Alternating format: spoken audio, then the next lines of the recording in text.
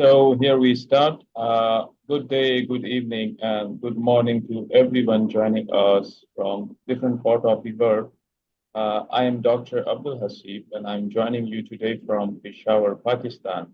I serve the Operating Room Global Education and Training Committee as a lead faculty urology and endourology.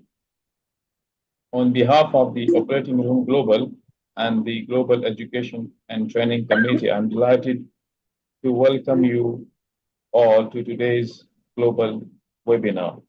We are pleased to have a truly multidisciplinary audience with us today, including surgeons, anesthesia providers, nurses, paramedical staff, educators, researchers, student, and healthcare leaders.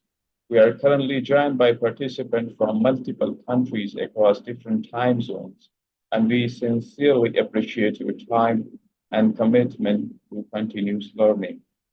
Whether you are joining us from Africa, Europe, Asia, Middle East, or elsewhere, you are very, very welcome. Good morning to those joining early in the day, good afternoon to those in the middle of the day, and good evening to those of us joining later. We are grateful to have you all with us. We strongly encourage active participation throughout the session, so please use the chat box to introduce yourself by sharing your name, your professional title, and a country. Post your question and comments at any time during the presentation. Our moderation team will be actively monitoring the chat and will bring your question forward during the discussion segment. For those joining the Operating Room Global session for the first time, let me introduce the Operating Room Global is a multidisciplinary professional platform that is representing over 260,000 surgical and perioperative professionals across more than 110 countries, making it the largest global network of operating room professionals worldwide. The Operating Room Global brings together 42 healthcare disciplines and specialty currently and operates as a not-for-profit and non-governmental organization founded in Nigeria in August 2015. Today, the Operating Room Global has over 20 active chapters globally, including representation across 31 African countries. Our mission is to advance surgical and perioperative care through education, research, and advocacy, innovation, and capacity building, with a strong focus on safety, equity, and system strengthening. The Operating Room Global is an internationally accredited continuing professional development provider recognized by the CPD Group, underscoring the quality and global relevance of our educational activities and is supported by its academic and innovation arm, the Operating Room Global Center for Education, Research and Innovation, incorporated in Ireland, which leads our global agenda in education, research, innovation, and partnerships. Our affiliated journal, named the Operating Room Journal, is open access peer-reviewed international journal inaugurated in May 2025, providing a platform for high-quality evidence that informs practice and policy worldwide. The Operating Room Global is also proud to host its own institutional review board officially registered with the U.S. Office for Human Research Protection, reinforcing our commitment to ethical, responsible, and globally credible research. The Operating Room Global is driven by a volunteer-led leadership model powered by passionate professionals who contribute their time, expertise, vision to strengthen global surgical care. We are actively engaged with global alliances, including the G4 Alliance Intersurgeon, and are listed with the Union of International Association and the Global Civil Society database, reflecting our global accountability and reach. So from here, I would like to invite my colleague, Mr. Emmanuel Tayashmir, to take the session from here forward and welcome our guest for today's session. Thank you.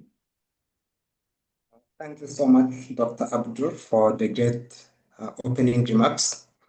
And thank you, everyone, for joining on time. My name is Emmanuel, and I'm joining you today, this evening from Rwanda. It is my absolute honor to introduce and to welcome you all again to this global webinar to introduce our first guest speaker for today's session. Our first speaker is Dr. Fekrey Gebru, an assistant professor of anesthesiology, critical care and pain medicine at the College of Health Sciences, Mekelle University, Ethiopia. Dr. Berhe currently serves as head of the Department of Anesthesiology, Critical Care and Pain Medicine at Ayder Comprehensive Specialized Hospital, one of Ethiopia's leading tertiary healthcare teaching institutions. He has extensive experience in anesthesia, critical care medicine, perioperative management, and the care of complex surgical and critical ill patients. In addition to his academic and departmental leadership responsibilities, Dr. Berhe previously served as director of the operating theaters at Ayder Comprehensive Specialized Hospital for 3 years. In this role, he played a key part in overseeing surgical operations, optimizing theater efficiency, and promoting high standards for patient safety and perioperative care. Dr. Berhe is dedicated to advancing anesthesia practice, critical care medicine, and pain management through clinical excellence, medical education, and healthcare leadership. He continues to contribute significantly to the training of medical students, residents, healthcare professionals, while delivering specialized care to critical ill and high-risk surgical patients. He is also an active member of the Operating Room Global. Today, he will be speaking on perioperative anesthesia management of the critical ill surgical patient. Please join me in inviting Dr. Fekrey Berhe Gebru to deliver his presentation. Thank you. Okay, am I audible, guys? Yes, you are audible. So thank you for the nice introduction, Emmanuel and Dr. Abdu, and I'm happy to be in this session. And hello, everyone from every corner of the world.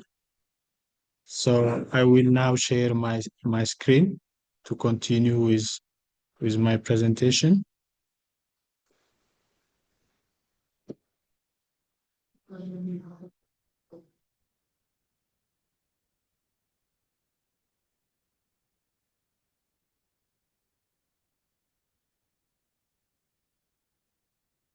Can you guys see my screen? Yes, It's visible? yes, it's visible. Okay, so for the sake of time, I will be starting now. And we will continue with the Q question and answer at the end of the presentation. So the topic of our today's presentation is on perioperative anesthesia management of critically ill surgical patients. So I am Dr. Fekrey, as an assistant professor of anesthesiology, critical care and pain medicine from Ayder Comprehensive Specialized Hospital, Mekelle University in Ethiopia. So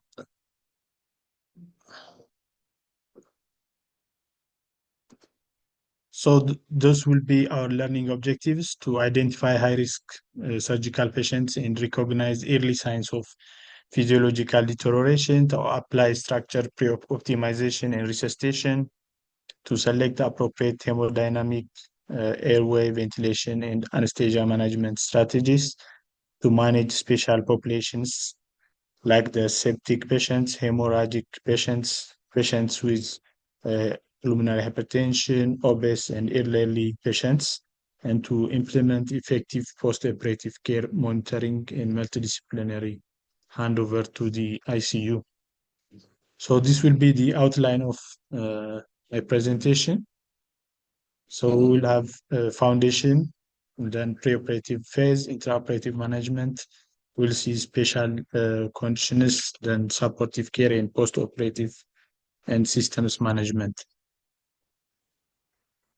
So coming to see who critically ill surgical patients are. A surgical patient is considered critically ill when they exhibit acute physiologic instability or organ dysfunction that places those patients at greater perioperative morbidity and mortality.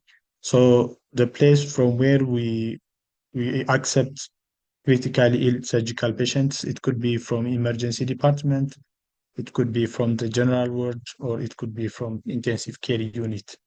So usually from the emergency department, we get major trauma patients with uncontrolled hemorrhage or intracranial hypertension requiring urgent decompression before full resuscitation.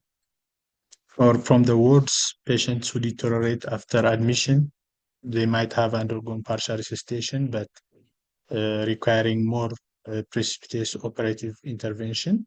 And those from intensive care unit already receiving multi-organ system support, then they might sometimes need surgical intervention. So if we see the patients at high risk of physiological deterioration, from the nature of their disease, emergency admissions are at high risk of physiologic deterioration.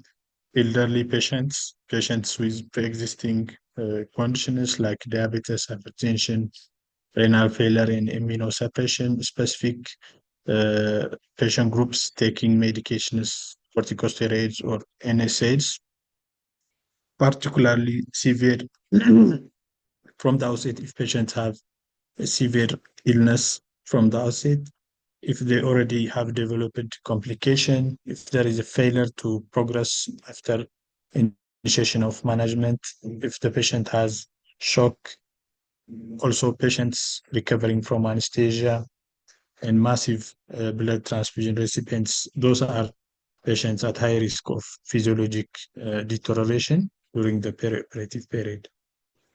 So why surgical patients become acutely ill? It could be from various reasons. One, from the primary surgical condition, like, for example, peritonitis, intra-abdominal sepsis patients, bowel obstruction or bowel ischemia patients, major trauma, hemorrhage, and patients with compartment syndrome. Or it could also be the result of their pre-existing medical diseases like diabetes, heart failure, coronary artery disease, COPD, and chronic kidney disease. Patients might also develop new medical illness inside the hospital, like hospital-acquired pneumonia, pulmonary embolism, acute coronary syndrome, delirium, and electrolyte disturbance. Or the critical nature of their disease might be secondary to surgical complications, for example, like anastomotic leak, postoperative bleeding, surgical site infection, or organ failure. So when we come to the preoperative phase of management of critically ill surgical patients, we have to start from the assessment. So we have to assess the airway and the respiratory reserve of the patient. Like we can see the saturation, the arterial blood gas analysis. Depending on the nature of the patient's presentation, we might also have to order chest X-ray. And we have to also assess cardiovascular status, like volume status, if there is any need for inotrope support and cardiac function. We also should see the neurological status, renal function, coagulation status. If in case of septic patients, we have to make sure that the source is controlled, and we have to also make sure that they are started on appropriate antimicrobials and the timing as well. And when we come to the optimization priority, the first thing, resuscitation. So we have to restore perfusion before induction when time allows us. And we also have to coordinate with surgeons in initiation of early antimicrobes and go right away to control the source of infection. And in the meantime, we have to correct reversible factors like hypoxemia, acidosis, hypothermia, and electrolyte disturbances if time allows us. And the monitor parameters, we can use IBP, invasive blood pressure monitor, with or without central access before induction, depending on the severity of the surgical patient condition. Then we also have to do team briefing, discussing the plan and any contingency plans and ICU bed availability for post-operative time. So coming to the resuscitation goals before induction in the airway, if the patient have no secure airway, we have to secure the airway. We have to reach our target oxygen saturation more than 94% based on the patient's condition. It could be patient specific, and we have to pre-oxygenate before induction of anesthesia, either with high flow nasal cannula or non-invasive ventilation whenever appropriate. And in the circulation, we have to restore adequate perfusion pressure, keeping the mean arterial pressure more than 65 millimeter of mercury. Lactate and urine output also should be monitored. And we have to use fluid management judiciously, and we have to avoid hypo or hypervolemia. And if possible, using the dynamic assessment for fluid responsiveness should be encouraged, and other metabolic derangement should be addressed if time allows us before induction. So coming to airway management in the critically ill, as we all know, rapid sequence intubation remains the cornerstone for emergency airway control in unstable patients. So before the patient comes to our theater, we have to prepare, we have to complete our equipment check, difficult airway plan, suction, rescue devices like supraglottic airway and front of neck access, and an experienced provider should also be around. And we have to pre-oxygenate patients with high flow nasal cannula. We can also do apneic oxygenation during intubation attempts. And as we all know, since most anesthesia IV induction agents are hemodynamically not friendly, as much as possible in those critically ill surgical patients, we have to choose anesthetic agents that have minimal effect on the cardiopulmonary system. So we have to use ketamine or etomidate in case of, specifically in case of shock states, and we have to avoid high dose propofol in case of unstable patients. And in case of neuromuscular blockade, we can use succinylcholine or high dose rocuronium, and we have to ensure the ability to ventilate or rescue before providing paralytic agents. And in order to make our first pass successful, whenever available and situations allow us, video laryngoscopy is recommended as a first line because it limits number of attempts and associated use of higher dose of IV anesthetics for induction. And post-intubation, we have to confirm placement, initiate lung protective ventilation, then we have to keep supporting the hemodynamics immediately. And coming to hemodynamic monitoring strategy, essential, we know the ASA standard monitors. So in addition to the ASA standard monitors, we have to have, if possible, continuous arterial pressure monitoring, invasive blood pressure monitoring, central venous pressure whenever indicated, urine output, fluid balance, serial lactate, and base excess, and point of care ultrasound, like cardiac ultrasound, IVC, and lung ultrasound.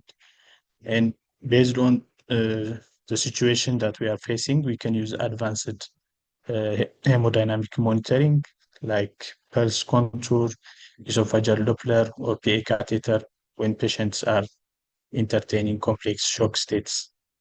Or we can also central venous oxygen saturation or the venous to arterial gradient of carbon dioxide concentration in the blood, because they are markers of oxygen delivery and tissue perfusion. And in selected neurosurgical patients, cerebral oximetry and goal-directed therapy is recommended. Coming to the choice of fluid in critically ill patients, IV fluids are medications, so they should be administered and prescribed wisely. So we have to choose the composition and volume carefully based on the physiology and the disease state. So as we all know, crystalloids are the first line agents for resuscitation. So balanced crystalloid solution like plasma light or lactate ringer. But when we use 0.9% sodium chloride, we have to be careful because excessive administration might result in hyperchloremic metabolic acidosis. And those crystalloids are used for initial resuscitation, and we have to avoid large volumes. And among the colloids, albumin is recommended in selected hypoalbuminemic states, and starches are largely abandoned due to risk of acute kidney injury, and colloids are not routinely recommended for acute resuscitation. So you should also consider cost benefit carefully. And coming to blood products, in case of hemorrhagic states, we have to initiate early balanced transfusion. By early balanced transfusion is to mean keeping the ratio of the blood products 1-1-1, the whole blood or red blood cells with other products of blood like fresh frozen plasma, where the clotting factors are there, and the platelets has to be in 1-1 ratio. So usually the target hemoglobin is individualized, but usually ranges from 7 to 9 gram per deciliter for initiation of transfusion. And if there is any coagulopathy, we have to correct it early. Vasopressors and inotropes. Norepinephrine is first line in case of sepsis and most vasodilatory shock. So we have to start it early, and we have to support the mean arterial pressure, minimizing the tachycardia. Vasopressin is an adjunct in catecholamine refractory shock. And epinephrine is the first line in anaphylaxis and low cardiac states, and is also useful as second agent in septic shock. Dobutamine is important for inotropic support when cardiac output is low, but we should be careful because it might cause vasodilation, and we have to monitor closely.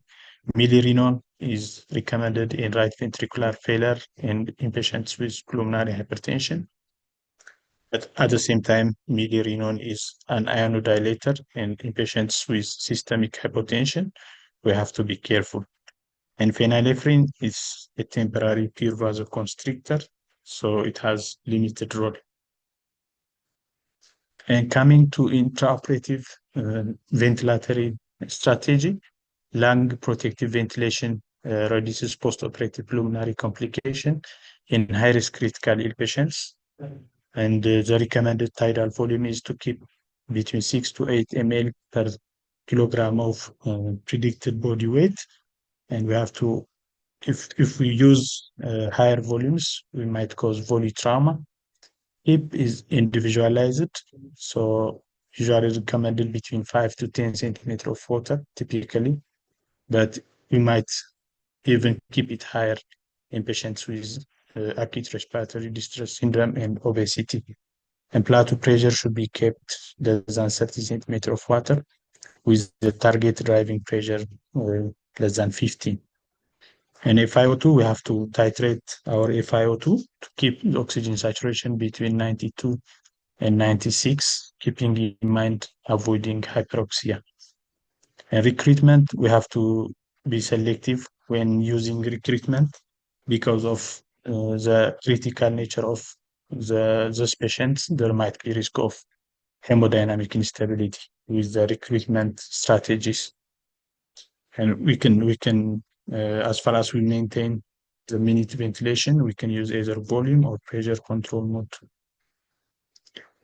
And coming to the choice of anesthetic technique, usually general anesthesia is the most common for major emergency surgery, but we can consider regional or combined whenever feasible, like in case of limb surgery. In case of general anesthesia, induction, since those patients are critically ill, we have to use hemodynamic friendly agents like ketamine, etomidate, especially in shock situations. And we can use volatile or TIVA for maintenance, but we should keep in mind to avoid deep anesthesia because of the hemodynamic nature of those critical patients, and opioid sparing multimodal analgesia should be promoted. Neuromuscular blockade should be also carefully monitored. We have to maintain normothermia and euvolemia. And the benefits of regional anesthesia, we can reduce opioid requirement, and you can also avoid risk of delirium, but there is risk of, if in patients with coagulopathy or shock, we have to be cautious. We can also use epidural for major abdominal case if the patient's hemodynamic status is stable. But if we are escalating vasopressors, we have to avoid neuraxial anesthesias.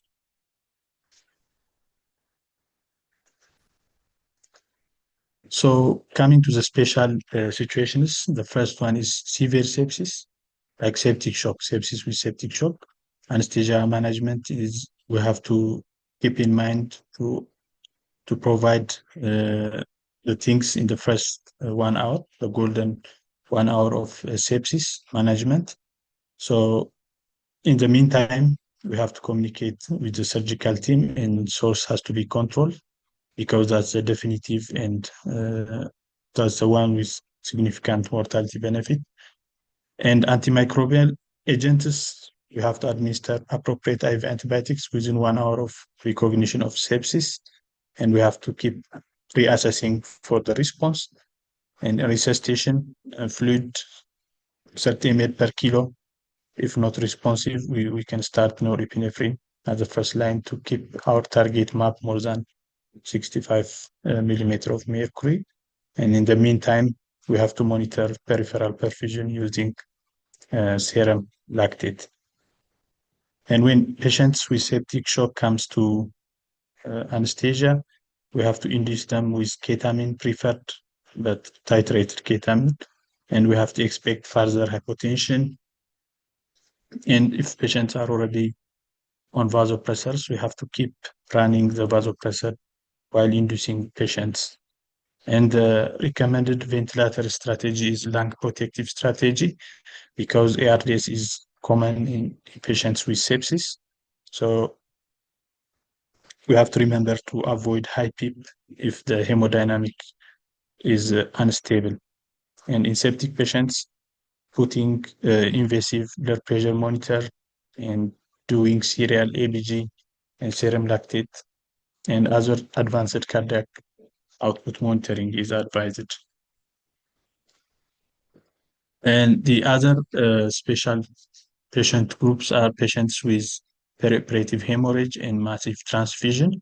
So in patients with perioperative hemorrhage and massive transfusion, we have to keep in mind to do damage control, meaning prioritizing hemorrhage control over doing the definitive repair, because those patients are highly unstable. We should give priority to controlling the hemorrhage and delaying the definitive surgery after stabilizing the patient. So like mentioned previously, massive transfusion protocol, we have to keep the balance 1:1:1 when administering red blood cells, FFP, and platelets. And in some selected patients, we might also do permissive hypotension in patients with ongoing blood loss, but not in traumatic brain injury. We might keep the systolic blood pressure between 80 and 90 until the hemorrhage is controlled. And in trauma patients, we have to also keep in mind to avoid the fatal triads, the hypothermia, acidosis, and coagulopathy.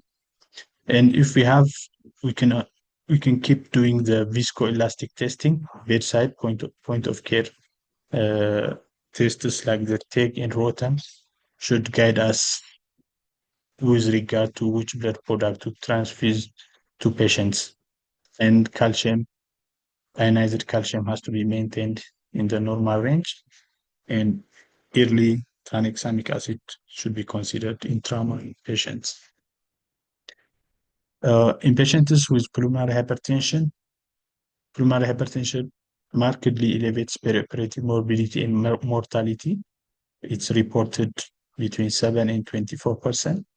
So interdisciplinary planning is essential, and we have to avoid triggers of acute right ventricular failure like hypoxemia, hypercapnia, acidosis, hypothermia, hypervolemia, inadequate anesthesia or analgesia, and high airway pressure. So those things has to be avoided.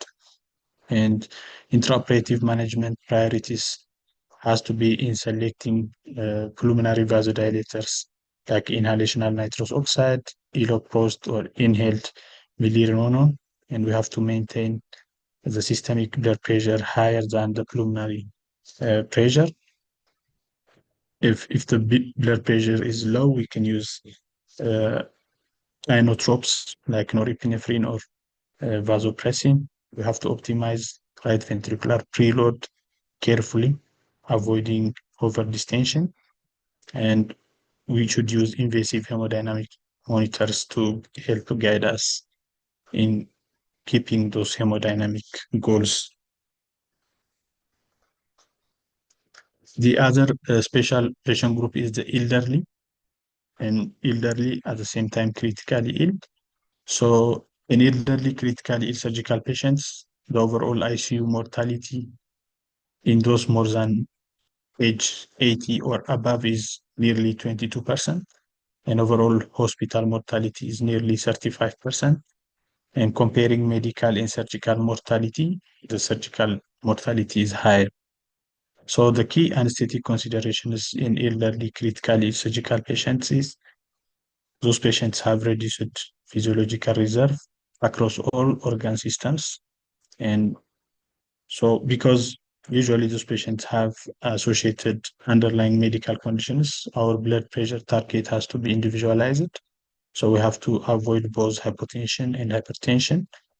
We have to also target multimodal analgesia, reducing the opioid burden. And those patients are also at high risk of delirium. So we have to minimize benzos, and we have to promote early mobilization because those patients with age, they get more frail. We have to do the frailty assessment, and we have to inform the goals with the team. And early involvement of geriatric and palliative care teams whenever appropriate is advised. The other patient group is those obese patients. So those obese patients have high risk of difficult airway and desaturation. So we have to be careful whenever positioning those patients. We have to use video laryngoscope, and we have to pre-oxygenate them with high flow nasal cannula or the transnasal humidified air. And we have to prepare for difficult airway algorithm because of the difficult nature of their anatomic airway, and the respiration because they have reduced functional residual capacity and high closing capacity. We should be pre-oxygenating them well and expect early desaturation. And we should also target lung protective ventilation. High PEEP is often required, and risk of postoperative respiratory failure is also higher. Those patient groups have increased cardiac output demand with possible pulmonary hypertension. Obstructive sleep apnea is also common, so we should be careful with opioids in those patient groups. And positioning of those patients also might have an effect on hemodynamic. And coming to pharmacology, dosing, depending on the type of medication, we should use the Ayder or the total body weight. And they also have altered volume of distribution, so we should keep in mind whenever administering medications. Prolonged emergency is possible, and we should target multimodal analgesia like any other patient group. The other is glycemic control. Hyperglycemia increases risk of surgical site infection, and it impairs neutrophil function. So we have to keep tight, but safe control is essential. So the recommended target in most critically ill surgical patients is between 140 and 180.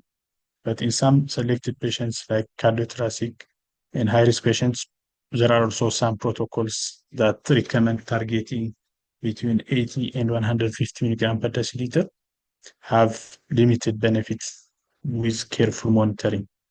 So intraoperatively or in the critical care setting, they usually recommend insulin infusion, but monitoring has to be done hourly or more frequently, glucose checks during continuous insulin infusion until the patient is stable. And protocol must also include clear stopping and treatment algorithm for hypoglycemia. And we have to plan transition to subcutaneous regimens before the patient is discharged from the ICU. Perioperative pain management in the critically ill patient.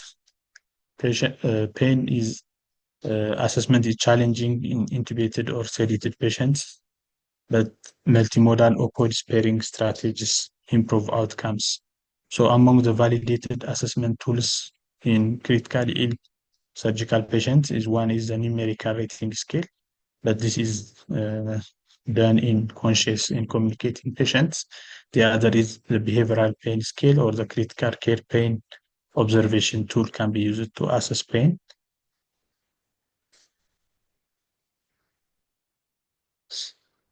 The other is nutrition. So early appropriate nutritional support improves outcome. Interruptions to enteral nutrition are common and consequential. So whenever possible, interruptions should be minimized. So enteral nutrition is preferred according to the ERA's recommendation. Feeding should be started as early as possible, usually within the first 24 to 48 hours, if gut function allows, because enteral nutrition protects the gut barrier and maintains GI microbiome and lowers infection complication in relation to the parenteral nutrition. So the common reasons for interruption are during procedures, when patients have high residual or there is hemodynamic instability. So we have to reinitiate enteral feeding as early as possible. Coming to the parenteral nutrition, it is indicated when enteral nutrition is contraindicated or when it is insufficient. But parenteral nutrition can be delayed if the patient is well nourished from the outset until 7 to 10 days. But when patients happen to be severely malnourished, it should be started early. And when we start parenteral nutrition, we should monitor for refeeding syndrome, and it's administered through central access, especially when patients are on full parenteral nutrition. So we have to transition patients to enteral nutrition as soon as possible. The other is perioperative monitoring and goal-directed therapy. Modern monitoring combines clinical evaluation with technology to detect deterioration early and guide therapy. So the basic continuous monitors like EKGs, saturation, NIBP, end-tidal CO2 temperature, and urine output, arterial blood gas, serial measurements, lactate, and central venous pressure, and other advanced monitoring can be used based on the patient categories we face. So post-operative care and ICU transfer, the immediate priorities, one is we should keep monitoring and supporting the hemodynamic of those patients whenever transferring them either to PACU or to ICU. And ventilation should be lung protective if the patient is intubated. Temperature should be kept normal, normothermia, pain in sedation should be controlled, and we have to assess surgical sites and drains. During handover, we can use structured communication tools like the SPAR or the IPAS, and full history of intraoperative event, current infusions, and any targets, pending investigations, and goal of care status should be also precisely communicated. So whenever monitoring patients, we have to avoid care gap during transfer, and same level of monitoring should be maintained during transportation, and we should anticipate deterioration during transportation, and we have to make ready emergency drugs. ICU team and bed should be confirmed before we leave the OR to transfer the patient. And the potential early complications after surgeries include bleeding, hematoma, respiratory failure, arrhythmia or acute coronary syndrome, delirium, stroke, or acute kidney injury. So the impact of delayed ICU admission, shortage of ICU beds is increasingly common, and boarding critically ill surgical patients in the PACU is associated with worse outcome. And evidence shows that prolonged waiting in the PACU more than 6 hours due to ICU bed shortage was independently associated with higher ICU mortality. So due to the early physiological deterioration without specialist critical care availability increases the risk of mortality. So the implication for our practice, we have to advocate for timely ICU bed allocation for high-risk post-op patients, maintain critical care level monitoring and staffing in the PACU boarding situations. We have to have clear escalation pathway and senior decision maker involvement. We have to document delays and outcomes for quality improvement and resource planning. And we also should consider pre-op discussion of post-op destination in high-risk patients. So the management of critically ill surgical patients should always be multidisciplinary. It should involve anesthesiologist or intensivist surgeon, critical care nurse, respiratory therapists, pharmacy, and other specialists, because all those disciplines contribute to the safe management of those critically ill patients. So key challenges and common pitfalls. Usually, such patients are recognized late, so failure to identify the deteriorating patient early on the ward or in the PACU, hypoxia and hypotension during emergency intubation remains the leading cause of morbidity.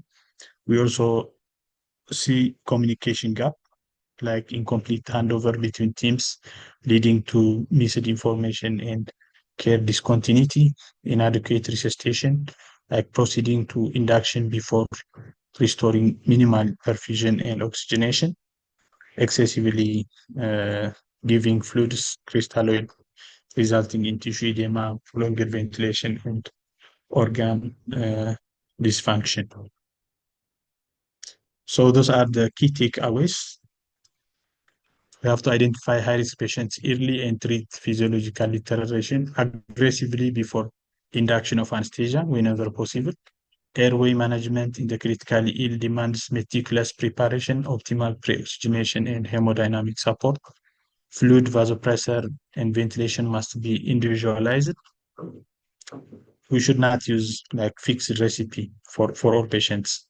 And special patient groups require specific physiologic consideration and planning.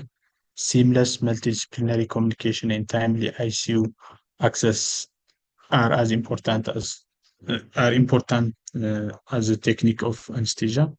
And continuous reassessment, goal-directed therapy, and attention to pain, serum, sugar, and nutrition improves outcome.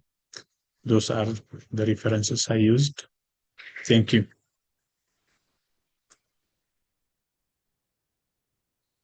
Thank you so much, Doctor. Thank you so much, Doctor. And thank you as well to the audience. So I'm sure some of you may have questions. Do feel free to post them in the chat, as there will be a dedicated session for that. So my name is Dr. Ian Sote. I'm a medical doctor from Nairobi, Kenya. And I'm also a committee member with the Operating Room Global. So for me, it's an honor to introduce our second speaker, who is Mr. Anas Jahangir, a lecturer in Operation Theatre Technology, a surgical technologist, an educator, a researcher, and a perioperative healthcare professional based in Pakistan. Mr. Jahangir holds a Master of Science in Operation Theatre Technology and has completed additional qualifications in healthcare management, supervision, leadership and management, basic healthcare, basic life support, advanced cardiac life support, and pediatric advanced life support. He currently serves as a lecturer at Foundation University, Islamabad, and is affiliated with the Berhe International Hospital Safari in Rawalpindi, where he contributes to perioperative practice, surgical technology, clinical training, and healthcare education. His professional experience spans university teaching, surgical technology, operating room management, academic coordination, curriculum development, clinical supervision, and perioperative workforce training. In addition to his clinical and academic work, Mr. Jahangir is actively engaged in research and scholarly activities with 21 peer-reviewed publications and experience serving as a peer reviewer for scientific journals.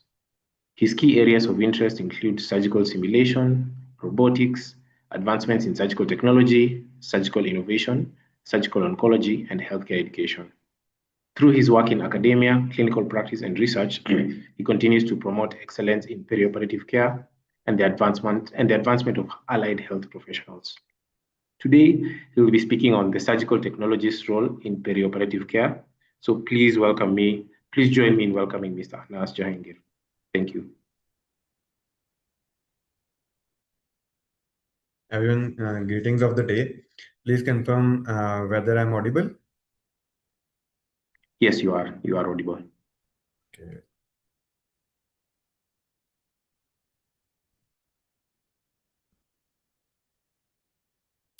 Just let me share my screen.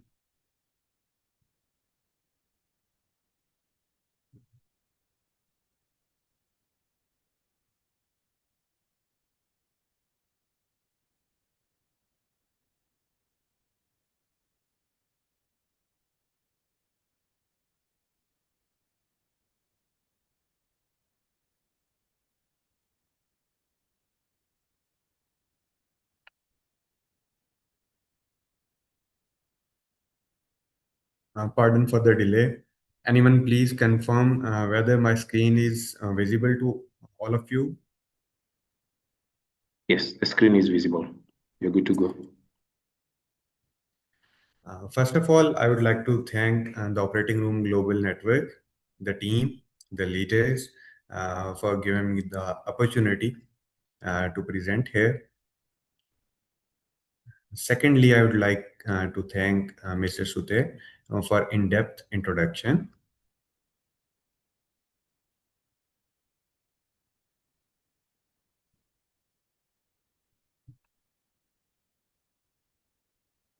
Okay.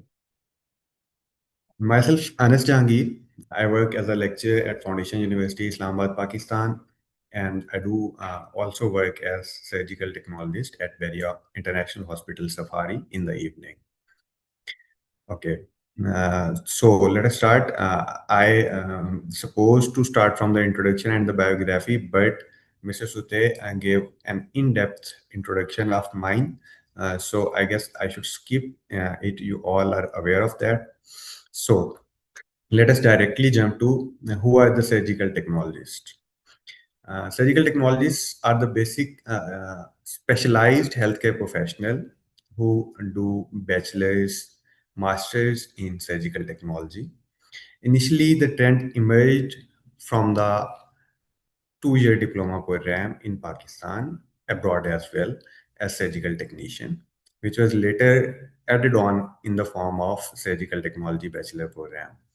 So what does they do? They manage surgical instruments, maintain sterile field, prepare operation theater environment. Collaboratively, they work closely with the surgeons, nursing staff, anesthesia staff. Along with these services, surgical technologists provide managerial services to operating room suite, which involves specialized training, educated in surgical patient care, anatomy, aseptic technique, OR safety protocols. They are the core team members. Surgical technologists are responsible for instrumentation, sterile field integrity, and operation theater environment management. Okay. So what does championing surgical standards mean to me? For me, clinical leadership means a lot. Secondly, the operating room global hub where we believe a collaborative network of surgical professionals that is dedicated for bridging the surgical education gap and sharing resources within low resource and low or middle income clinical settings worldwide. Okay, what is 2026 strategy? That is driving the vision to empower surgical technologies through the evidence-based practice, digital knowledge exchange, and advancement of global perioperative care. Moving forward, I would like to define the perioperative pillar. Strategically, perioperative pillar is very much important because surgical technologists ensure the safe and effective procedures through rigorous aseptic technique and equipment mastery. Okay, then three phases of care. Basically, we pronounce it perioperative care. All of you are aware, which involve preoperative, intraoperative assistance, and postoperative management. A surgical technologist is also involved and aligned with the operating room global and WCSTA 2026 standards to moderate surgical workflows worldwide. Okay, the phase one, that is preoperative foundation. The preoperative foundation involves making the theater ready before the start of the surgery, setting the stage for clinical success. Responsibilities include gathering specific surgical instrument, making it sure whether they are sterile or unsterile. Then, in the next step, creating the sterile environment and verifying all the necessary supplies before the first incision. Second phase is intraoperative phase. In intraoperative phase, a surgical technologist should be precise. It involves anticipation. Anticipation means a surgical technologist should be predicting whether a surgeon need which thing in his or her next step, and he should be handling instruments with clinical speed. The second most important thing is asepsis. Asepsis involves maintaining the sterile field throughout the entirety of the operation. There are various aseptic techniques given in Berhe and cones. The third phase is monitoring.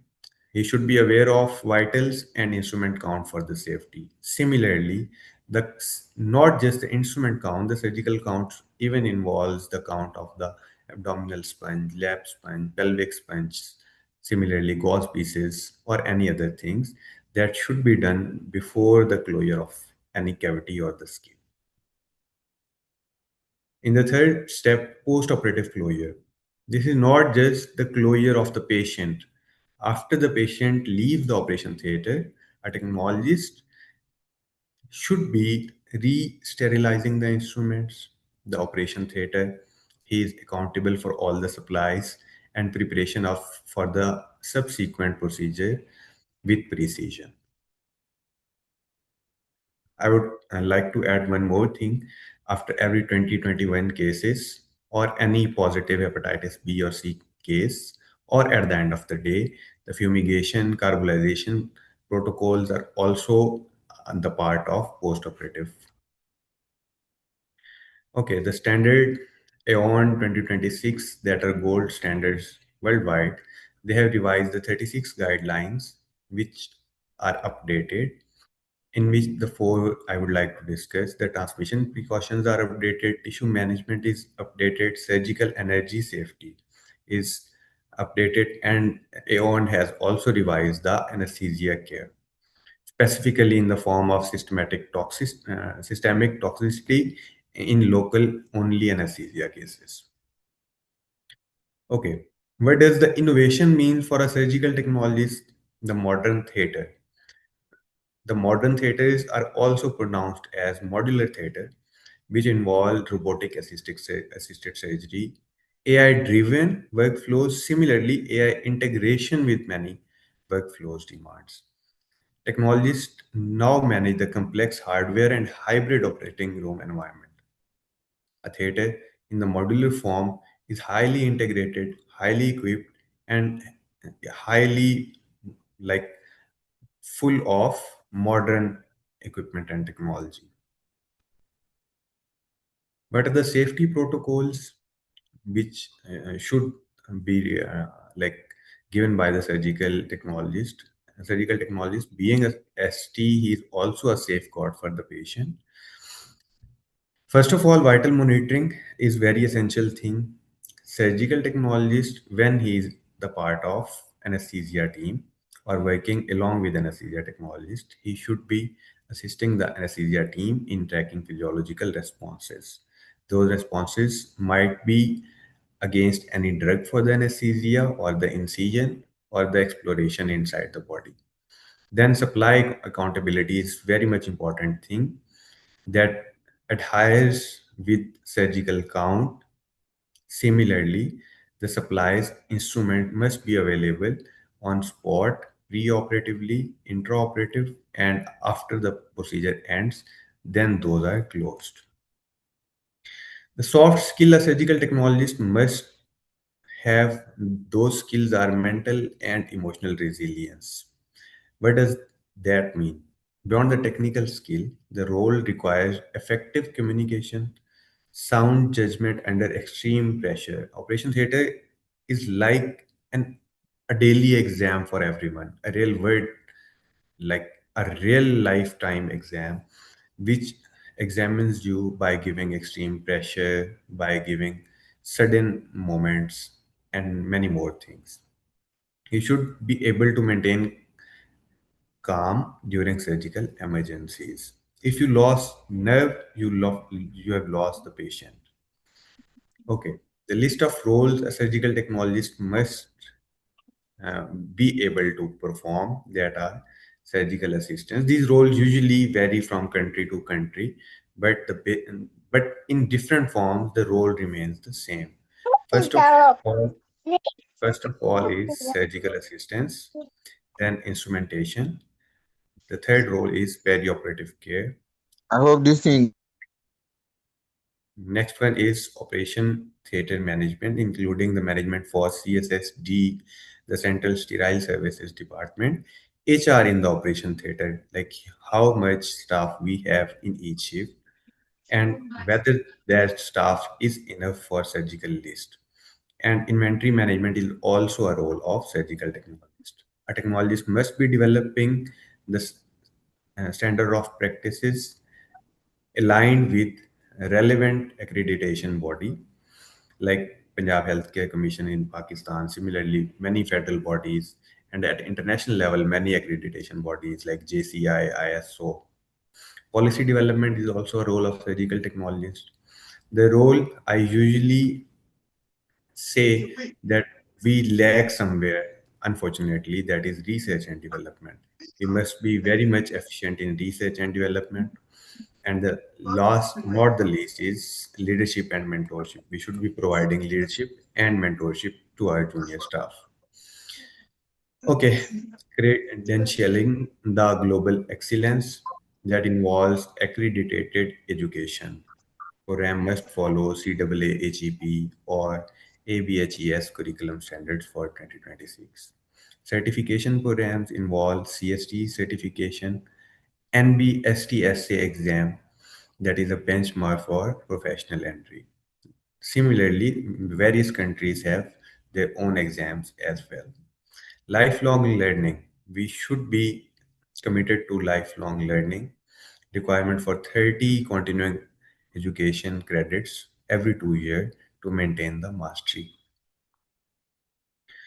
Last but not the least, what is the future horizon for a surgical technologist? Surgical technologists must be a part of interdisciplinary team that will explore enhanced recovery after surgery, cardiovascular critical care at upcoming 2026 STS conference. More future pathways for a surgical technologist involve simulation-based technologies, robotics, minimal invasion. I have highlighted a bullet named PhD. I would like to request all the surgical technologists globally, the technologists as well as the associations or communities, that the surgical technologists with master education must be trying for a PhD, because we have very less or even no person with PhD in our field. If anyone gets the doctorate, he will be able to give us the extreme leadership capabilities, and he will be delivering very good SOPs, policy management, research and innovation. That's it. Okay, final thoughts of mine are commitment to clinical integrity. As surgical landscape transforms, the surgical technologists remain the guardian of sterile field and the patient's silent advocate. I am open for questions and discussions. Thank you.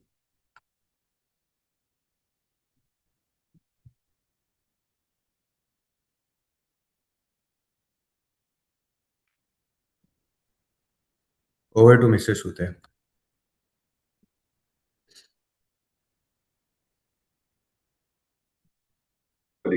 Can you hear me? Yes, I can. All right. Thank you very much. I think the next phase now is question and answers for both presenters. And at the moment, there's no question. So there are two questions for the first presenter. So I'll just go straight to Dr. Gebru. Right. So the first question is from a nurse in Nigeria. She writes, "Thanks for the presentation. It was beautiful. I lost of poor pre-assessment from anesthesia. What would you advise going forward to prevent this?" Dr. Gebru, please. Okay, thank you. So, thank you for the question from Jessica. I think the question is she lost a patient as a result of pre-assessment from anesthesia team. What do you think I can do as a surgical practice administrator to encourage all the team to ensure meticulous assessment of critically ill patients, both by the surgeon and the anesthesiologists? So yeah, it might, as to the rules, who do what and at what time, it might differ where in the world we practice, uh, but generally we can agree that everyone should be contributing to the assessment of the patient. So primarily the surgeon and the anesthesia provider should make sure that the patient is evaluated and uh, resuscitated before taken to the operation theater. So we should make sure that the patient will be able to tolerate the anesthesia medications we give him in the operation theater. So in order to be able to tolerate those anesthesia medications, as far as time allows us, we have to do the at least the quick assessment and address those areas that need intervention, like the circulation, airway, the breathing, in the ABC of life manner. But in the meantime, every other team member can help in optimization of these patients. Did I answer your question, Jessica? Yeah, response making me to ask. Okay. I work in the operating theater, so I understand vividly what you're saying. However, if I get maybe the import, in what way do you think this specific important role of the anesthesia team can be structured in such a way that you are sure of what you're doing? You're sure you're not missing out anything. For example, the use of a checklist or any other format to missing anything else. I don't know what you think about that. Thank you.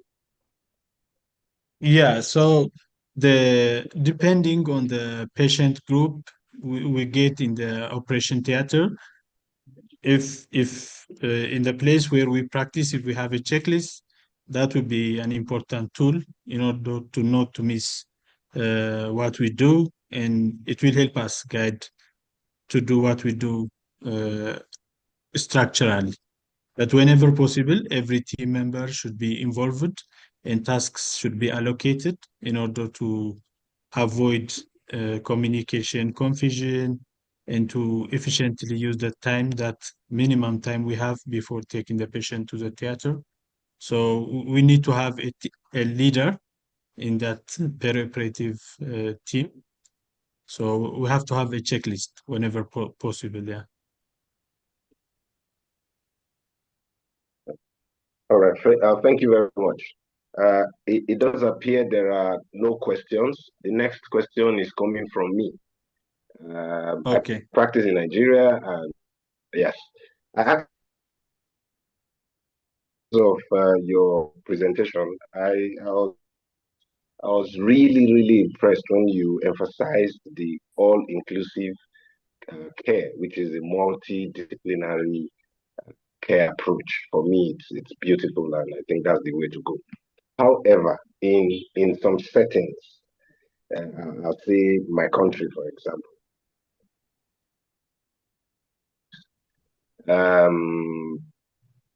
there's this saying that a job description, which is supposed to marshal out what you're supposed to do, it's in itself making teamwork not possible, in the sense that team A cooperating with team B as not my job. It's a problem, and I'm not sure if it happens where you come from, and is your take and advice to where this happens. Thank you very much. Thank you for the second question. I think this is the challenge, I can say, even in Ethiopia where I practice, it's not always seamless. I mean, there is always a gap, and you don't sometimes know how to communicate with the team, and with also the job description, which team is going to do what. And when you have different type of patients, it even get more difficult. So, like you mentioned previously, we have to develop our uh,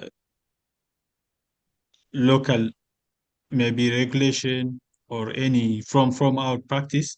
We have to have our uh, practice protocols. Otherwise, that's similar where I practice now. There is difficulty in getting every team to get to communicate clearly, to have discrete, yes, job description. It's a challenge even where I practice, but I think we can develop protocols and solve those issues with time.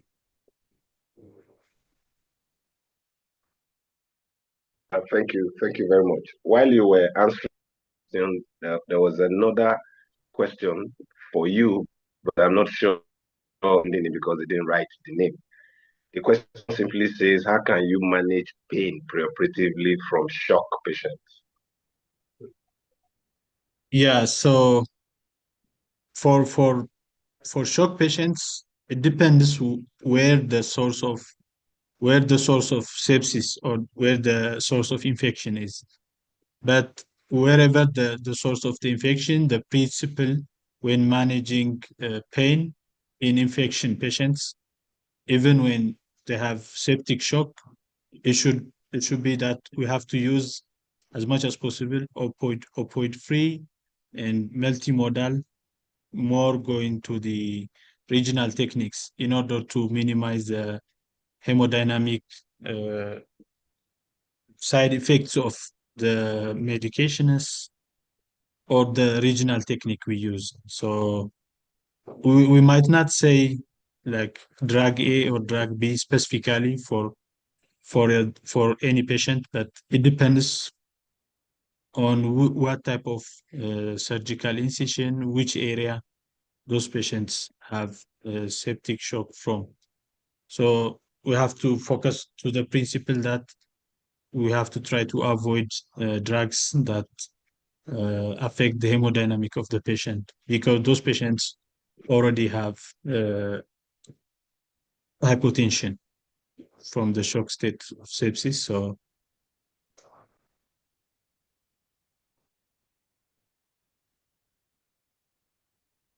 Okay. thank All you. right. Thank you very much. I think the next question is for Anas Jahangir now. Mr. Anas, your question: the role of surgical technology should evolve from an instrument-focused role towards a more active clinical role in perioperative patient safety, what competencies would be required? And thank you, Mohammed I Muazzam, for have the I have question. my own concern. Okay. Yes. Thank you very much, Mohammed Muazzam, for the question. And this is, I guess, the question of every evolving surgical technologist worldwide. So first of all, if we say we should neglect the instrument role for a surgical technologist, that would be unfair, because without instrument focused role, surgical technologist is not entirely a surgical technologist. He must know about the instrument handling, how to handle the instruments, how instruments are being handled i- by junior ones or by CSSD staff, but he must be aware. But if we focus toward safety role, then what competencies would be needed? There are several master programs focusing on patient safety in terms of, we will have to define patient safety first. What does patient safety means? It is not just a word. It involves safety from the infection in a broader way toward any situational emergency, anything like that. So what competencies would be needed? You will need to know situation based awareness.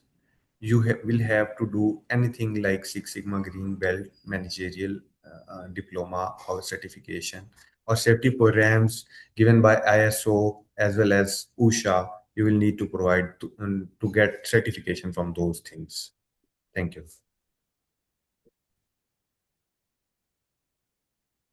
Okay. This is from me now. I would need a very, personal opinion.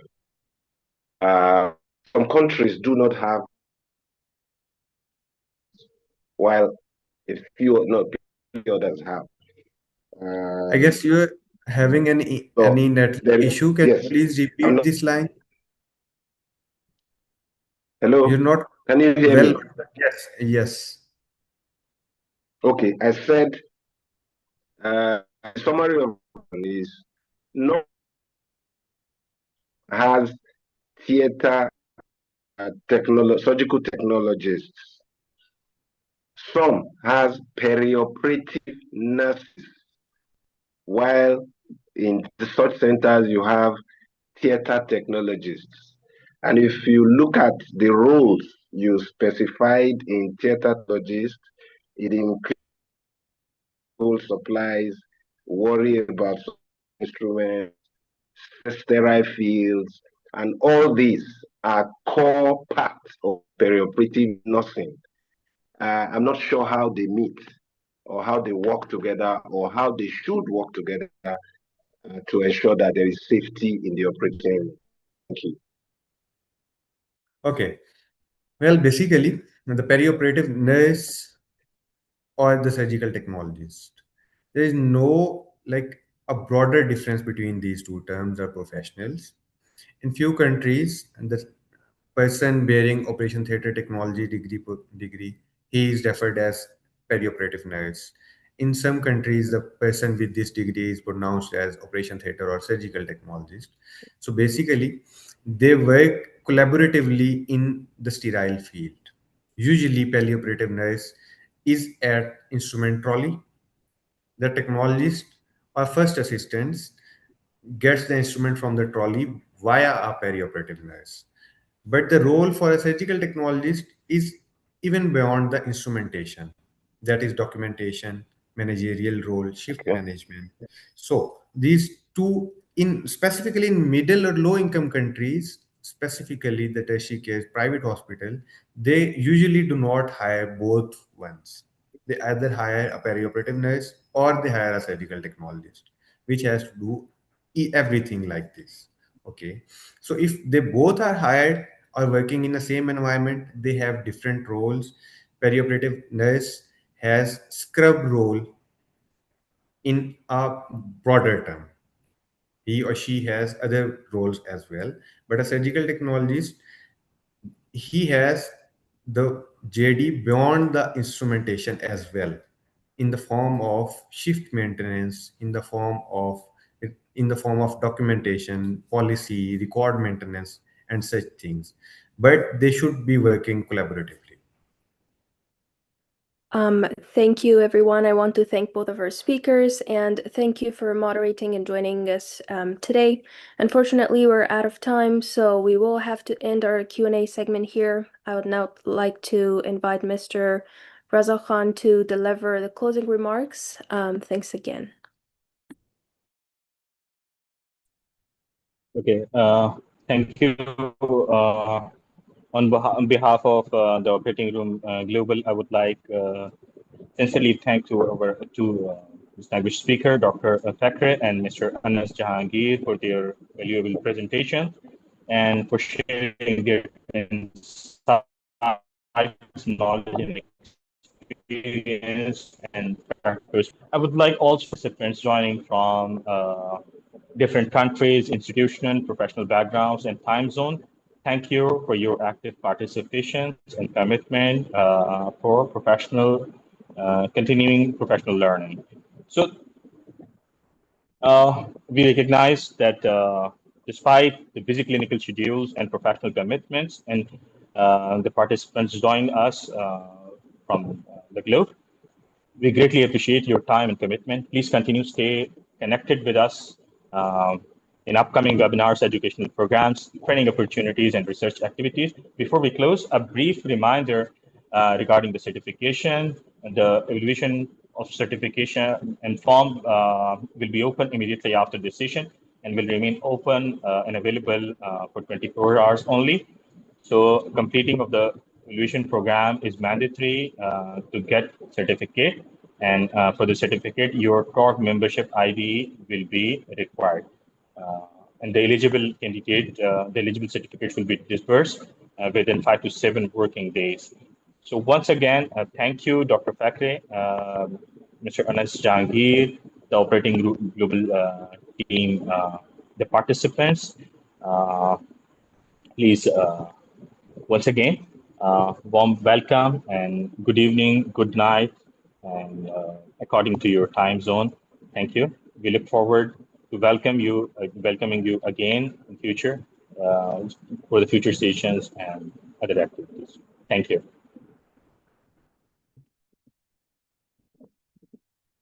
What?